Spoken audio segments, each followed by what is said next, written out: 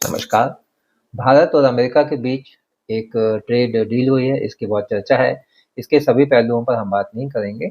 हम इसे coking coal तक सीमित रखेंगे क्योंकि कोकिंग कोल भी इस डील का हिस्सा है। इसका मतलब ये है कि भारत अमेरिका से कोकिंग कोल का इंपोर्ट करेगा। इसके बारे में हम समझने की कोशिश करेंगे। कोकिंग कोल स्टील इंडस्ट्री के इस्तेमाल में आता है। भारत में 95% जो कोकिंग कोल है वो स्टील इंडस्ट्री अपने ब्लास्ट फर्नेस में इस्तेमाल करती है। कोकिंग कोल का इंपोर्ट भारत को क्यों करना पड़ता है? भारत को कोकिंग कोल का इंपोर्ट इसलिए करना पड़ता है कि कोकिंग कोल के डिपॉजिट तो भारत में भी हैं, लेकिन वो इंफीरियर क्वालिटी के हैं।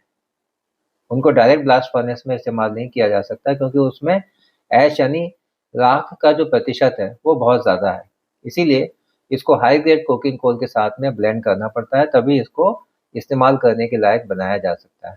भारत में कोकिंग कोल का जो इंपोर्ट है, इसके ट्रेंड को भी समझें तो मिनिस्ट्री ऑफ कोल के जो इंपोर्ट के आंकड़े हैं उसके हिसाब से 2015-16 में 44 मिलियन टन कोकिंग कोल का इंपोर्ट अपने देश में किया गया था, जो कि 2024-25 में बढ़कर 57 मिलियन टन हो गया है।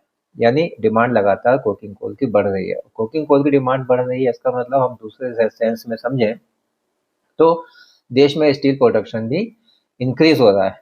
तो लेकिन ये कोकिंग कोल कहाँ से आता है, किन देशों से हम अपनी सप्लाई को, अपनी जो डिमांड है उसको पूरा करते हैं और किन देशों से इसकी सप्लाई होती है? तो ऑस्ट्रेलिया, रशिया, कनाडा, अमेरिका और मोजाम्बिक, ये ऐसे देश हैं जहाँ से हम अपनी जो कोकिंग कोल की जो डिमांड है उसको हम पूरा करते हैं।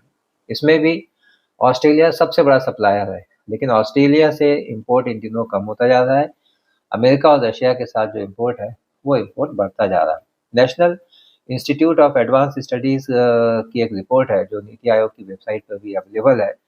उसके हिसाब से 2021-22 में ऑस्ट्रेलिया से 71% कोकिंग कोल भारत में इम्पोर्ट होता था, लेकिन अगले साल यानी 2022-23 में ये घटकर 54% हो गया। तो ये जो ड्रास्टिक चेंज है ऑस्ट्रेलिया से जो कोल सप्लाई है, इसका एक कारण ये है कि भारत की जो स्टील कंपनियां हैं इन्होंने ऑस्ट्रेलिया के अलावा अन्य विकल्पों की भी तलाश की। क्योंकि एक ही देश के ऊपर जो निर्भरता है वो ना बनी रहे। आज रशिया करीब 13% और अमेरिका करीब 12% कोकिंग कोल भारत में सप्लाई करता है। तो सप्लाई के मामले में ऑस्ट्रेलिया के बाद रशिया सेकंड नंबर पर है और अमेरिका थर्ड नंबर पर है। कहने का अर्थ यह है कि भारत अमेरिका से कोकिंग कोल पहले से ही खरीद रहा था, लेकिन ऑस्ट्रेलिया की तुलना में उसका जो परसेंटेज है वो कम है। इस ट्रेड डील के बाद में ये जो क्वांटिटी हम अमेरिका से लेते हैं, लगता है कि इसमें बढ़ोतरी होगी, ये बढ़ेगी। भारत सरकार की कोशिश है लेकिन कि जो इम्पोर्ट है इसके ऊपर डिपेंडेंसी कम की जाए। तो इसके लिए देश में कोकिंग कोल एक्सप्लोरेशन के प्रोजेक्ट भी सरकार चला रही है। उम्मीद है कि कोई अच्छे ऐसे डिपॉजिट भी हमको मिलेंगे जिससे कि हम अपने देश में कोकिंग कोल को जो इम्पोर्ट करते हैं उसके ऊपर डिपेंडेंसी कम होगी।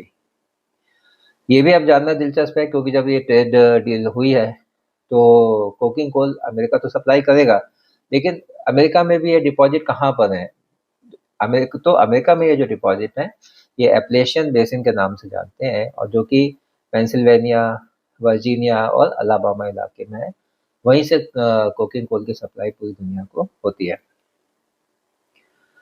तो भविष्य में भारत में कोकिंग कोल का इंपोर्ट बढ़ेगा या कम होगा? इंडिया की जो स्टील प्रोडक्शन की जो कैपेसिटी है फाइनेंशियल ईयर 2025 में करीब करीब 200 मिलियन टन के आसपास थी और फाइनेंशियल ईयर 2030 में ऐसी संभावना है कि ये बढ़कर 300 मिलियन टन हो जाएगी।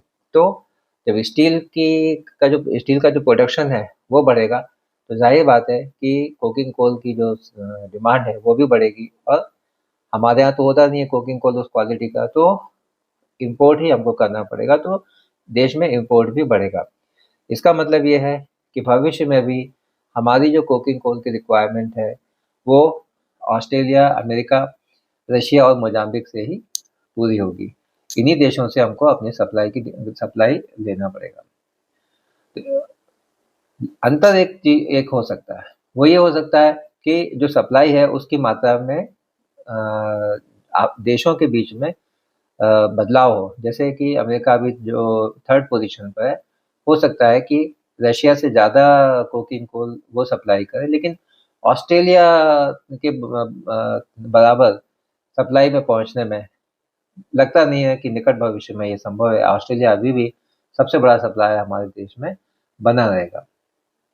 इस जानकारी से यदि आपको लाभ हुआ है तो इसे लाइक करें, कमेंट करें और शेयर करें अपने मित्रों के साथ में, और इस वार्ता में आप बने रहें हमारे साथ। इसके लिए आपका बहुत बहुत आभार। इस प्लेटफॉर्म पर हम डेवलपमेंटल एक्टिविटीज से जुड़े हुए जो इश्यूज हैं उसके बारे में लेटेस्ट अपडेट देने की कोशिश करते हैं। आप हमारे साथ बने रहें। एक बार फिर से आपका धन्यवाद।